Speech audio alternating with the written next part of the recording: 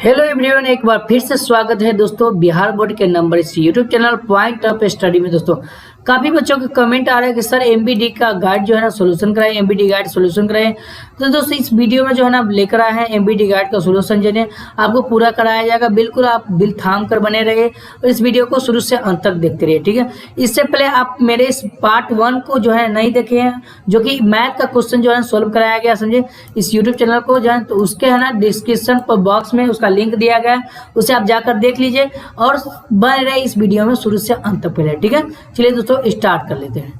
तो क्वेश्चन जो है ना सबसे पहले आपको है ना बता दें कि हिंदी के जो है ना बात करने में क्लास 10 का जो हिंदी है उसके बात करेंगे गोधली के बारे में, ठीक है। और गोधली में जो है ना सबसे पहले हम बात करेंगे लेखक के बारे में और उसके पाठ के बारे में, ठीक है। उसकी विधा क्या है, उसके विधा के बारे में जानेंगे और उसमें जो है ना प्रमुख पात्र उसका भाव क्या है, समझे, उसमें जो कौन कौन भूमिका निभाया है, यानी कौन लोग जो है रहते हैं उसमें, उस विधा में कहानी है कि निबंध है कि क्या है, भाषण है, उसके बारे में चर्चा करेंगे, ठीक है। चलिए तो पहला जो है ना कुछ इस प्रकार का दिया हुआ है, भीमराव अंबेडकर। भीमराव अंबेडकर एक लेखक का नाम है और उसका जो पाठ जो है ना बनाया गया है उस पाठ का नाम क्या है, तो पाठ का नाम है श्रम विभाजन और जाति प्रथा। दिया जो तो श्रम विभाजन और जाति प्रथा इसका नाम है, ठीक है। ये जो है ना पाठ से विधा है। पाठ से विधा क्या है, तो पाठ से विधा से निबंध है। क्या है, ये निबंध है, पाठ से विधा इसका निबंध है, ठीक है। अगला दिया हुआ क्वेश्चन नलिन विलोचन शर्मा, ठीक है। नलिन विलोचन शर्मा जो है उसका जो पाठ बनाया गया, समझिए, उस पाठ का नाम क्या है भाई, तो इस पाठ का नाम है विश्व के दांत। क्या नाम है उसका, विश्व के दांत। और ये जो है ना विधा इससे क्या है, तो ये विधा है कहानी है, ठीक है। ये पाठ के विधा क्या है, कहानी है। उनमें कौन कौन है, तो उनमें सेन साहब है, खोखा है और मदन गिरधर है, ठीक है, मदन गिरधर, ठीक है। अगला जानते हैं मैक्स मुलर। मैक्स मुलर जो है ना ये जो है ना इसके बाद जो है ना इसका जो है ना ये पाठ जो है ना पाठ का नाम क्या है, तो पाठ का नाम है भारत से हम क्या सीखे, ठीक है। इसमें ये भाषण है, ये क्या है, पाठ का विधा क्या है, भाषण है, ठीक है। अगला देखते हैं, चौथा है हजारी प्रसाद द्विवेदी। तो हजारी प्रसाद द्विवेदी के द्वारा जो पाठ लिखा गया है उस पाठ का नाम है नाखून क्यों बढ़ते हैं, समझिए। उसमें जो है ना ये ललित निबंध है, ये ललित जो है ना निबंध है, ठीक है। अगला है पांचवा गुणाकर मिले, ठीक है। तो गुणाकर मिले जो है ना इस पाठ का नाम है क्या, नागरी लिपि, ये निबंध है आपस में, ठीक है। तो इस तरह से आप देख लीजिए, यहाँ पे फटाफट है ना सारा कुछ दिया हुआ, समझे। इसका स्क्रीनशॉट लेना चाहते हैं इसे ले लीजिए। ये एग्जाम में 5 नंबर का क्वेश्चन आपको एग्जाम में ये रखा हुआ रहता है, इससे ना पूछा जाता है। हम शुरू से अंत तक दिखा रहे हैं। ये पाठ गोधली का है, उसके बाद ये दूसरा कवि है, समझे, उसके बाद कवि है, उसके बाद है ना पाठ का नाम है, उसके बाद सारा कुछ यहाँ पे दिया हुआ, समझे। उसके बाद यहाँ पे देखिए, यहाँ तक 5 तक लिखा होता है, तो यहाँ पे देखिए, और उसके बाद छठा यहाँ पे देखिए, छठा दिया किस प्रकार के, यहाँ पर देखिए। ऐसे आप स्क्रीनशॉट ले लीजिए फटाफट करके और उसके बाद है ना आगे बढ़ते हैं। उसके बाद हम चैप्टर को स्टार्ट करते हैं। तो चलिए दोस्तों क्वेश्चन नंबर जो है ना चैप्टर की तरफ बढ़ते हैं, क्वेश्चन नंबर 1 की तरफ। तो क्वेश्चन नंबर से पहले हम चैप्टर का नाम जानते हैं। तो चैप्टर का नाम है श्रम विभाजन और जाति प्रथा। तो इसका लेखक कौन है, तो आपको सबको पता है, समझे, कि है ना इसका लेखक जो है आपको है ना पहले वीडियो है ना आपको दिखा दिया गया है, समझे, उसके याद रखिएगा, समझे। तो इसका लेखक क्या है, भीमराव अंबेडकर, ठीक है। तो पहला क्वेश्चन देते हैं। तो पहला क्वेश्चन जो है ना डॉक्टर भीमराव अंबेडकर ने किस प्रथा को आर्थिक पहलू के खतरनाक माना जाता है, तो डॉक्टर भीमराव अंबेडकर ने किस प्रथा को आर्थिक पहलू से खतरनाक माना जाता है, तो इसका जो 4 ऑप्शन दिया हुआ है, सती प्रथा, उसके बाद है ना दहेज प्रथा, बाल विवाह प्रथा, जाति प्रथा। तो इसका जो आंसर होगा ऑप्शन नंबर क्या हो जाएगा, डी हो जाएगा राइट आंसर, जाति प्रथा होगा, ठीक है। अगला क्वेश्चन है किस प्रकार का भीमराव अंबेडकर का जन्म किस परिवार में हुआ था, ठीक है। तो यानी कि हुआ था, यहाँ पर हुआ है, छूट गया हुआ था। तो ब्राह्मण परिवार में, क्षत्रिय परिवार में, उसके बाद दलित परिवार में, इनमें से कोई नहीं। तो इसका जो ऑब्वियसली आंसर होगा 2 का जो right answer option number C हो जाएगा, दलित परिवार में इसका जन्म हुआ था। ठीक है, अगले क्वेश्चन है कुछ इस प्रकार का दिया हुआ है, भीमराव अंबेडकर के प्रेरणा स्रोत रहे हैं। ठीक है, तो प्रेरणा स्रोत क्या रहे? बुद्ध, कबीर, उसके बाद ज्योतिबा फूले, उसके बाद उपरोक्त में कोई नहीं, उपरोक्त में सभी, यानी कि इनमें से सभी होगा। ठीक है, तो इसका जो राइट आंसर होगा 30 का यानी कि तीनवा का जो है यानी कि थर्ड का right answer option number D हो जाएगा, इनमें से सभी, उपरोक्त में से सभी हो जाएगा राइट आंसर। ठीक है, अगला क्वेश्चन जो है कुछ इस प्रकार का क्वेश्चन आप देख सकते हैं, अंबेडकर ने भारत की बेरोजगारी का प्रमुख एवं प्रत्यक्ष कारण किसे माना जाता है? ठीक है, तो 4 ऑप्शन दिया हुआ है, इसमें से क्या होगा? तो ऑप्शन नंबर 4 का जो राइट आंसर होगा ऑप्शन नंबर हो जाएगा बी हो जाएगा, करेक्ट आंसर जाति प्रथा हो जाएगा। ठीक है, आप इसे याद करते चलिए क्योंकि सेंटर एग्जाम में ये क्वेश्चन पूछा जाएगा और देख सकते हैं यहाँ पर 2021 में ये क्वेश्चन पूछा गया है। ठीक है, इस तरह का आपको दिखाया जा रहा है ताकि आपको है ना पूरा का पूरा विश्वास हो और आप एग्जाम के दृष्टि से अच्छे है ना तैयारी कर पाए। ठीक है, अगला क्वेश्चन है, अंबेडकर के अनुसार भाईचारों का वास्तविक रूप है। अंबेडकर के अनुसार भाईचारों का वास्तविक रूप क्या है? शहद की तरह, दूध पानी के मिश्रण की तरह, शक्कर की पानी का मिश्रण, इनमें से सभी। तो 5वां का जो राइट आंसर है ऑप्शन नंबर क्या हो गया? करेक्ट आंसर दूध पानी के मिश्रण की तरह होता है। ठीक है, अंबेडकर के भाईचारे जो है ना यानी कि उसके जो भाई में जो है ना आपसी में जो है ना रहते हैं रहन सहन है उसकी चर्चा हो रही है। ठीक है, अगला क्वेश्चन है क्वेश्चन नंबर 6, तो दिया हुआ है बाबा साहेब भीमराव अंबेडकर का जन्म कहाँ हुआ था? ठीक है, तो बाबा साहब भीमराव का अंबेडकर का जन्म जो है ना कब हुआ था और कितना ईस्वी में हुआ था ये दोनों बताना है आपको। तो 14 अप्रैल 1891 दिया हुआ, अगला दिया हुआ 3 दिसंबर 1984 दिया हुआ, उसके बाद 5 अक्टूबर 1869 दिया हुआ है और 4 अप्रैल 1891 दिया हुआ है। तो आपको छठा का जो जवाब देना है बिल्कुल सही जवाब है ऑप्शन नंबर ए हो जाएगा, 14 अप्रैल 1891 ईस्वी में ये इसका जन्म हुआ था। ठीक है, अगला दिया हुआ क्वेश्चन, बाबा साहेब भीमराव अंबेडकर का जन्म किस राज्य में हुआ था? तो बाबा साहेब भीमराव का जन्म जो है ना मध्य प्रदेश राज्य में हुआ था। ठीक है, अगला क्वेश्चन है, बाबा साहेब भीमराव के अनुसार आदर्श समाज किसे कहा जाता है?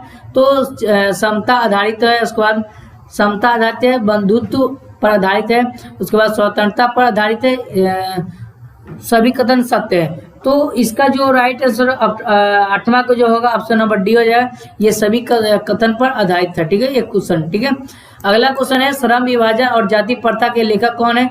तो आपको सबसे पहले ही बता दिया कि भीमराव अंबेडकर है इसका लेखक। ठीक है, अगला क्वेश्चन है, श्रम विभाजन जाति प्रथा गद्य की कौन सी विधा है? तो विधा पूछ रहे हैं। ठीक है, तो ये विधा जो है ना क्या है? तो निबंध है। क्या होगा? ऑप्शन नंबर सी हो जाएगा राइट आंसर। आपको पहले ही बता दिया क्योंकि इससे जो है ना सवाल उठता है और पूछा जाता है एग्जाम में, डायरेक्ट पूछा जाता है। तो ये बोर्ड के लिए ही काफी इम्पोर्टेंट, प्लस में आपको सेंटर एग्जाम के लिए भी काफी इम्पोर्टेंट है। अगला क्वेश्चन है, श्रम विभाजन और जाति प्रथा शीर्षक निबंध का भाव क्या है? तो हम डायरेक्ट आपको बता दिए कि भाव भी पूछा जाता है तो उसे आपको बताना है। तो ये भाव जो है ना जाति प्रथा की व्यर्थता है, समझो ऑप्शन नंबर ए हो जाएगा सही आंसर। ठीक है, अगला क्वेश्चन है 12वां क्वेश्चन, श्रम विभाजन कैसे समाज की आवश्यकता है? समझिए, भय समाज की, अभय समाज की, उसको दोनों सही सभी गलत। तो 12 का जो राइट आंसर ऑप्शन नंबर क्या होगा? ए हो जाएगा राइट आंसर। ठीक है, भय समाज की। ठीक है, अगला क्वेश्चन जो है क्वेश्चन नंबर 13 की तरफ बढ़ते हैं। चलिए दोस्तों, क्वेश्चन नंबर 13 की तरफ बढ़ते, तो 13 दिया हुआ समझे, समाज और राजनीति में बेहद सक्रिय भूमिका निभाते हुए अंबेडकर ने किसको मानवता एवं अधिकार दिलाने के लिए अनेक प्रयास किए? समझे, तो यहाँ दिया अछूतों को और उसके बाद स्त्रियों को, मजदूरों को, उपरोक्त में सभी।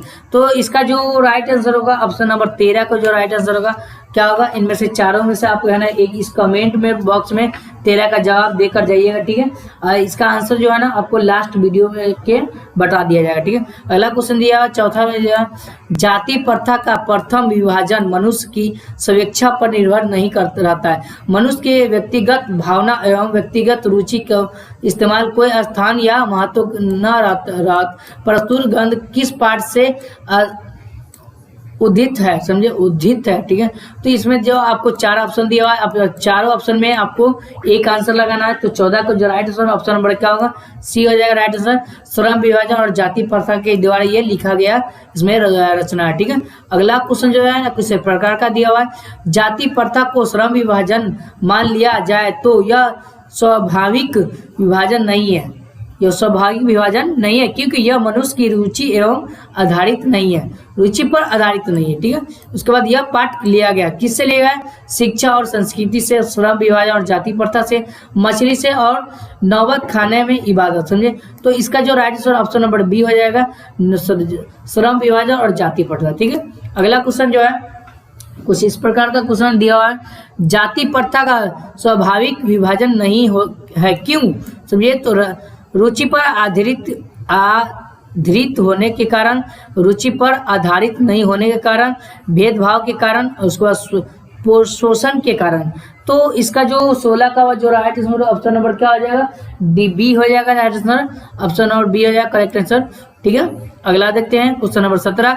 तो 17 दिया हुआ है, जाति प्रथा श्रम विभाजन के साथ साथ किसका रूप लिए हुए हैं। ठीक है, तो 4 ऑप्शन दिया हुआ है, ऑप्शन नंबर क्या होगा सही आंसर, इसको आपको देखकर बताना है। तो सही आंसर हो जाएगा ऑप्शन नंबर सी हो जाएगा राइट आंसर, क्योंकि यहाँ पर सही दिया हुआ है श्रम विभाजन और जाति प्रथा, क्योंकि इसी से द्वारा ये पूरा जीवन चैप्टर बताया गया है, इसको आपको कहीं कंफ्यूजन होने की जरूरत नहीं है। ठीक है, अगला क्वेश्चन है, आदर्श समाज स्वतंत्रता समता भ्रातृत्व पर आधारित होगा, किसने कहा था? सुनिए, तो मैक्स मुलर, भीमराव अंबेडकर, उसके बाद बिरजू महाराज आगे।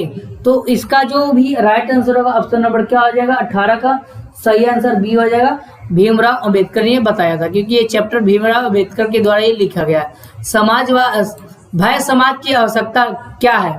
भय समाज की आवश्यकता क्या है? जाति प्रथा, श्रम विभाजन, अनुभव, उसके बाद दूध पानी। तो इसका भी राइट आंसर ऑप्शन नंबर क्या होगा? इसमें जो बताना है सही बताना है, आंसर बताइए। जी हाँ, तो दोस्तों इसका बी होगा राइट आंसर, ऑप्शन नंबर क्या होगा? बी हो जाएगा। अगला क्वेश्चन है 20वां, भाईचारे का दूसरा नाम क्या है? भाईचारे का दूसरा नाम श्रम लोक, उसके बाद श्रम समूह, उसके बाद राजतंत्र। तो भाईचारे का दूसरा नाम क्या है? इसका जो आंसर होगा ऑप्शन नंबर ए हो जाएगा, लोकतंत्र है। क्या है? लोकतंत्र। आपको वीडियो में पहले ही बता दिया गया, ठीक है, आप इसे देख सकते हैं। उसके बाद चलिए दोस्तों क्वेश्चन नंबर 21 की तरफ बढ़ते हैं। तो कैसे में दिया हुआ है, भारत में जाति प्रथा का प्रमुख कारण क्या है? तो भारत में जाति प्रथा का प्रमुख कारण है गरीबी, अमीरी, उसके बाद बेरोजगारी, रोजगार। ठीक है, तो इसका जो आंसर होगा ऑप्शन नंबर क्या होगा? 21 का सही आंसर सी हो जाएगा, बेरोजगार। ठीक है, क्योंकि बिहार में जो है ना, भारत में जो है ना काफी गरीबी है, समझे, बेरोजगारी है, बेरोजगारी के कारण ही गरीबी है। ठीक है, अगला क्वेश्चन है 22वां, बुद्धा एंड हिज धामा के लेखक कौन है? तो बुद्धा एंड हिज धामा के लेखक जो है ना भीमराव अंबेडकर, उसके बाद जवाहरलाल नेहरू, मैक्स मुलर, गुणाकर मूल्य। ठीक है, तो इसका जो 22 का जो आंसर होगा ऑप्शन नंबर ए हो जाएगा, भीमराव अंबेडकर ही है, समझे, इसे आप याद रखिएगा। अगला क्वेश्चन है, ये 2020 में भी क्वेश्चन पूछा हुआ है, 21 में भी क्वेश्चन पूछा हुआ है, विश्व के देश। ये चैप्टर 2 है। ठीक है, हम आ गए हैं चैप्टर 2 में, और एक चैप्टर और 2 चैप्टर इस वीडियो में क्लियर कर लेंगे, उसके बाद हम 3rd चैप्टर की बात करेंगे। तो विश्व के दांत से इसके लेखक सबसे पहले जान लेते हैं, इसके लेखक कौन है? तो इसका लेखक जो है ऑप्शन नलिनी विलोचन शर्मा है, समझे, इसका लेखक। विश्व के दांत के लेखक कौन है? तो नलिनी विलोचन शर्मा है। तो यहाँ पर दिया विश्व के दांत कहानी के रचयिता कौन है? तो यानी कि लेखक कौन है? तो नलिनी विलोचन शर्मा। आपको फंसाया क्वेश्चन को है ना, यानी कि घुमा कर पूछा जाता है। ठीक है, आप इसे याद रखिएगा। अगला क्वेश्चन है, विश्व के दांत कैसी कहानी है? तो सामाजिक, ऐतिहासिक, धार्मिक, उसको मनोविज्ञान। तो आपको जो है ना आंसर देना है, तो इसका जो राइट आंसर होगा ऑप्शन नंबर डी हो जाएगा, मनोविज्ञान को। ठीक है, अगला क्वेश्चन है, विश्व के दांत समाज की किस वर्ग की मानसिकता उजागर करती है? तो विश्व के दांत जो है ना उच्च वर्ग, निम्न वर्ग, मध्य वर्ग, इनमें निम्न मध्य वर्ग, समझे। तो इसका जो तीसरा का जो राइट आंसर ऑप्शन नंबर क्या होगा? सी हो जाएगा राइट आंसर, मध्य वर्ग। ठीक है, अगला क्वेश्चन है, विश्व के दांत का पाठ की विधा है, निबंध है, व्यक्ति चित्र है, कविता है, कहानी है। तो 4 का जो ऑप्शन सही होगा आंसर, ये कहानी है, समझे, क्योंकि विश्व के दांत एक कहानी का पात्र है। ठीक है, अगला क्वेश्चन है, विश्व के दांत कहानी का प्रमुख पात्र कौन है? सेन साहब, खोखा, उसके बाद मदन गिरधर, उसके बाद सभी। तो यहाँ पर आपको पहले ही बता दिया वीडियो में कि सेन साहब और उसके खोखा और उसके बाद मदन गिरधर ये सब शामिल है। तो ऑप्शन नंबर क्या होगा right answer? Option number D हो जाएगा करेक्ट आंसर। ठीक है, अगला क्वेश्चन जो है कुछ इस प्रकार का दिया हुआ है, गिरधर लाल का बेटा कौन है? तब गिरधर लाल का बेटा खोखा है, कासू है, मदन है, आलो है। तो छठा का जो राइट आंसर ऑप्शन नंबर क्या आ जाएगा, सी हो जाएगा राइट आंसर, मदन है। ठीक है, गिरधर लाल का बेटा कौन है, मदन है। ठीक है, गिरधर लाल सेन साहब की फैक्ट्री में क्या था, तो किरानी था, ड्राइवर था, उसके बाद अकाउंटेंट था, इनमें से कोई नहीं। तो इसका जो राइट आंसर होगा ऑप्शन नंबर होगा 7 का ए हो जाएगा। जी हाँ दोस्तों, ये किरानी था। ठीक है, अगला क्वेश्चन है, सेन साहब की नई कार किस रंग की थी, मोटर कार, समझिए सॉरी मोटर कार लिखा हुआ है, मोटर कार किस रंग के थे, सफेद का, काला, उसके बाद नीला और लाल। तो 8 का जो राइट ऑप्शन नंबर बी हो जाएगा, वो काला मोटर कार थे। ठीक है, अगला क्वेश्चन है 9वां क्वेश्चन, सेन साहब की नई मोटर कार कितने की थी, 8,500, 7,500, 6,500, 5,500। तो दोस्तों इस सारा जो है ना आपको हिंदी का जो है ना बुक है उसे आप पढ़ लीजिएगा, सारा आपको बिल्कुल डाउट पूरा सोल्व हो जाएगा। ठीक है, इस वीडियो को आप इस वीडियो के द्वारा ही आपको डायरेक्ट भी है ना सोल्व कराया जा रहा है इस वीडियो के द्वारा। ठीक है, तो अगला देखते हैं, समझिए इसका जो राइट आंसर होगा ऑप्शन नंबर 9 का बी हो जाएगा, 7,500 का उसका मोटर कार था। ठीक है, अगला क्वेश्चन है, सेन साहब अपने बेटे खोखा, उसका बेटा, सेन साहब का बेटा कौन है, खोखा को क्या बनाना चाहते हैं, समझिए। तो यह दिया डॉक्टर, खिलाड़ी, बिजनेसमैन, इंजीनियर, पात्र। तो इसका जो राइट आंसर होगा ऑप्शन नंबर 10 का सही आंसर बिल्कुल सही होगा, सी हो जाएगा राइट आंसर, बिजनेसमैन बनाना चाहते थे, इंजीनियर बनाना चाहते थे। अगला क्वेश्चन है, सेन साहब की नई मोटर कार की पिछली बत्ती का लाल शीशा किसने चकनाचूर किया था, उनके यानी कि सेन साहब का जो बैक लाइट जो होता है ना गाड़ी का, उस गाड़ी को लाइट को कौन फोड़ दिया था, उन्हें उसका बात हो रहा है। मदन फोड़ दिया था, कासू फोड़ दिया था, सोफर फोड़ दिया था, इनमें से कोई नहीं। तो इसका जो राइट आंसर ऑप्शन नंबर 11 का हो जाएगा, बी हो जाएगा सही आंसर, कासू ने फोड़ दिया था उसके बैक लाइट का शीशा। ठीक है, अगला क्वेश्चन है, सेन साहब की आंखों का तारा है, आंखों का तारा है, कौन है, कार है, खोखा है, उसके बाद खोखी है, उपरोक्त में सभी है। तो 12 का जो right answer option number B हो जाएगा, खोखा है उसका आंखों का तारा। ठीक है, अगला क्वेश्चन है 13, सेन साहब किस तरह के आदमी थे, तो अहंकार, तानाशाही, मूर्ख, विद्वान। तो सेन साहब जो है ना वो सही आंसर तानाशाही आदमी थे। तानाशाही का मतलब होता है, समझिए कि कोई व्यक्ति जो है ना बेझिझक जो है ना यानी कुछ सोचा न समझा और डायरेक्ट बोल दिया, इसका मतलब यही होता है। ठीक है, अगला क्वेश्चन है, मदन किसका बेटा है, सेन साहब का, गिरधर लाल का, उसके बाद सोफन का, उसके बाद है अखबारन 20 का। ठीक है, तो 14 का जो राइट आंसर ऑप्शन नंबर क्या होगा, जी हाँ दोस्तों ऑप्शन नंबर बी हो जाएगा सही आंसर, गिरधर लाल का सही। अगला क्वेश्चन है 15, मदन और कासू के बीच झगड़े का कारण क्या था, समझे। तो पहलवानी, ईर्ष्या, उसके बाद लूट, लट्टू खेलने की ललक, उसके बाद साइकिल की सवारी। तो 15 का जो राइट आंसर होगा ऑप्शन नंबर क्या होगा, सही आंसर, बिल्कुल सही आंसर, सी हो जाएगा, लट्टू खेलने की ललक थी उनमें। अगला क्वेश्चन है, मदन के लिए क्या खाना मामूली बात थी, मार, दुलार, प्यार, दुत्कार। मदन के लिए क्या खाना मामूली बात है, तो 16 का जो राइट आंसर ऑप्शन नंबर क्या होगा, ए हो जाएगा सही आंसर, मार होगा। ठीक है, अगला क्वेश्चन देखते हैं 17 की तरफ। तो 17 में दिया हुआ है, खोखा किन मामलों में अपवाद था। तो खोखा जो है किन मामलों में अपवाद था आपको बताना है सही आंसर। इसका आंसर क्या होगा, ऑप्शन नंबर क्या होगा, बी, घर के नियम की धंधियां उड़ाने में। ठीक है, धंजियां उड़ाने में, घर के नियम की धज्जियां उड़ाने में, समझे। अगला क्वेश्चन है, खोखा के दो दांत किसने तोड़ डाले, तो कासू ने, मदन ने, गिरधर लाल ने, सेन साहब ने। तो 18 का जो राइट आंसर ऑप्शन नंबर क्या होगा, ए हो जाएगा सही आंसर। जी हाँ दोस्तों, 18 का सॉरी बी होगा, 18 का क्या होगा, बी हो जाएगा, 18 का क्या होगा, बी हो जाएगा राइट आंसर। अगला क्वेश्चन है 19 का, मैं तो खोखा को इंजीनियर बनाने जा रहा हूं, यह कथन किसका है, तो सेन साहब का, मिस्टर सेन का, उसके बाद गिरधर लाल का, और उसके बाद मुखर्जी साहब का। तो इसका जो ऑप्शन आंसर होगा ऑप्शन नंबर ए हो जाएगा, सेन साहब का, क्योंकि सेन साहब ने बताया था कि हम अपने बेटा को क्या बनाएंगे, इंजीनियर बनाएंगे और डॉक्टर बनाएंगे। ठीक है, अगला क्वेश्चन है, सेन साहब, रजनी, आलो, शेफाली, आरती पांचों किसकी बहनें थी? समझे, मदन की, खोखा की, लेखक की, सेन साहब की। तो 20 का जो राइट आंसर ऑप्शन नंबर क्या होगा, बी हो जाएगा सही आंसर, खोखा की बहन थी पांचों। ठीक है, अगला क्वेश्चन है, नलिनी विलोचन शर्मा का जन्म कहाँ हुआ था, कब हुआ था, कब हुआ था? तो ये 18 फरवरी 1916 में दिया हुआ है, उसके बाद 2 फरवरी 1907 में, 22 अप्रैल 1925 में और 10 अक्टूबर 1912 में। तो 21 का जो आंसर होगा ऑप्शन नंबर क्या होगा, सही आंसर, बिल्कुल सही आंसर होगा ऑप्शन नंबर ए हो जाएगा सही आंसर। ठीक है, अगला क्वेश्चन है, महल और झोपड़ी वालों की लड़ाई में अक्सर महल वाले ही जीतते हैं, पर उसी हालत में जब दूसरे झोपड़ी वाले उनकी मदद अपने ही खिलाफ करते हैं तो किस पार्ट की पकती है?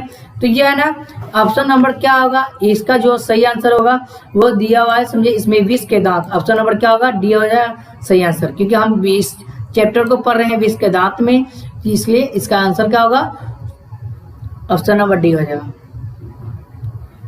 अनाम दास का पोथा उपन्यास किस लेखक की कृति है? अनाम दास का पोथा उपन्यास किसकी कृति है? तो हजारी द्विवेदी, यतीन्द्र मिश्र, अमरकांत, महात्मा गांधी। तो 23 का जो आंसर होगा ऑप्शन नंबर ए हो जाएगा, हजारी प्रसाद द्विवेदी का ही आंसर है। ठीक है, अगला क्वेश्चन है 24वां क्वेश्चन है, मोटर का कोई खतरा हो सकता है? तो डॉट डॉट से खोखा का, मदन का, सीमा का, उसके बाद शेफाली का। तो 24 का जो आंसर होगा ऑप्शन नंबर क्या होगा, ए हो जाएगा सही आंसर, खोखा का, समझे। अगला क्वेश्चन है, हिंद कविता के परप द्विवाद के प्रवर्तक कौन है? समझे, तो अमरकांत, रामविलास शर्मा, नलिनी विलोचन शर्मा, उसके बाद अशोक वाजपेयी है। तो 25 का जो आंसर होगा ऑप्शन नंबर सी हो जाएगा, नलिनी विलोचन शर्मा। अगला क्वेश्चन है, सेकेंड लास्ट क्वेश्चन हमारा, आलोचकों के अनुसार प्रयोगवाद का वास्तविक प्रारंभिक किसकी कविताओं से हुआ है? ठीक है, तो किनकी कविताओं से हुआ है? ये हजारी प्रसाद द्विवेदी के कविताओं से हुआ, या नलिनी विलोचन शर्मा से हुआ, या अमरकांत से हुआ, या अशोक वाजपेयी से हुआ। तो 26 का जो आंसर होगा ऑप्शन नंबर बी हो जाएगा सही आंसर, नलिनी विलोचन शर्मा। ठीक है, ये हमारा लास्ट क्वेश्चन है, झोपड़ी और महल की लड़ाई के अक्सर कौन जीतेगा? तो झोपड़ी वाले जीतेगा, महल वाले जीतेगा, दोनों जीतेगा, इनमें से कोई नहीं।